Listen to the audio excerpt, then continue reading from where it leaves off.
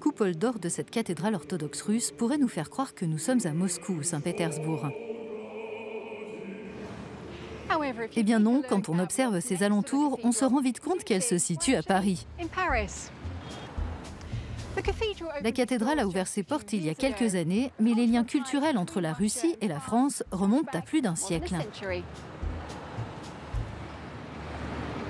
Suite à la révolution bolchevique, plus d'1 million de Russes ont émigré vers différents pays où ils ont marqué l'histoire des arts et des sciences ainsi que la vie publique. Quelques 80 000 Russes blancs, comme on les a appelés, se sont installés en France. Parmi les personnalités de cette première vague d'émigration, Ivan Bounine, considéré comme l'héritier littéraire de Tolstoï et de Tchekhov.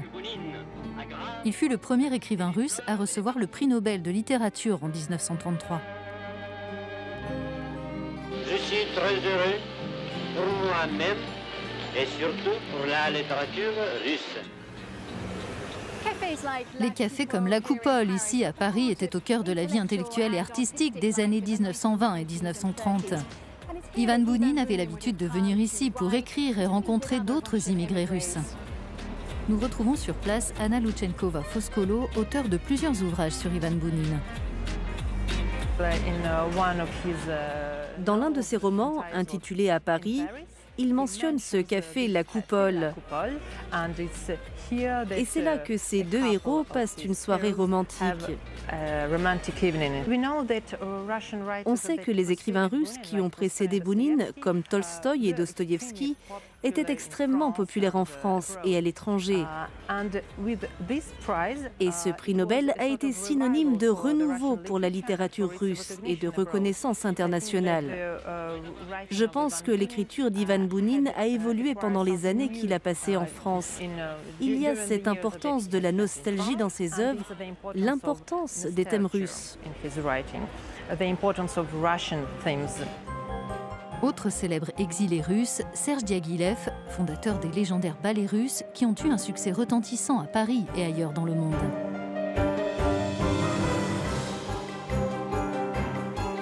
La technique étonnante de ces danseurs et ses collaborations avant-gardistes avec des artistes comme Picasso, Coco Chanel et Stravinsky trouvent encore un écho aujourd'hui.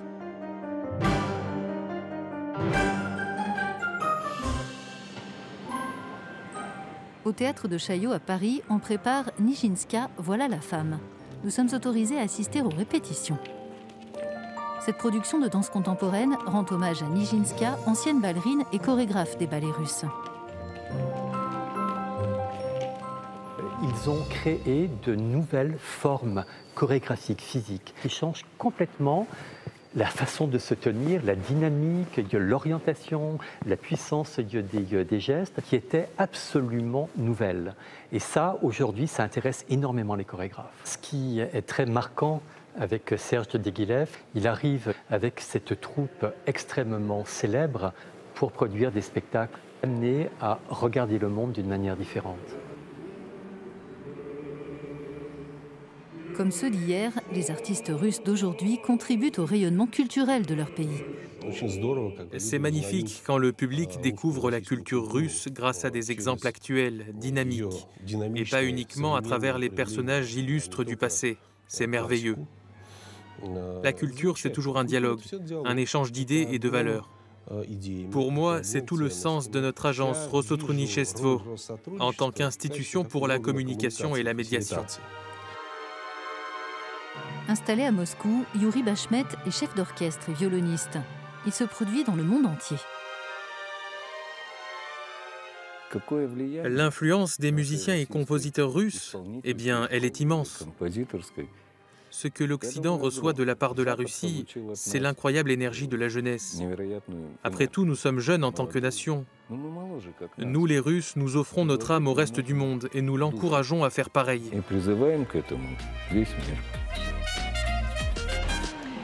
100 ans après, les artistes russes continuent de transmettre la richesse de leur culture à un public international.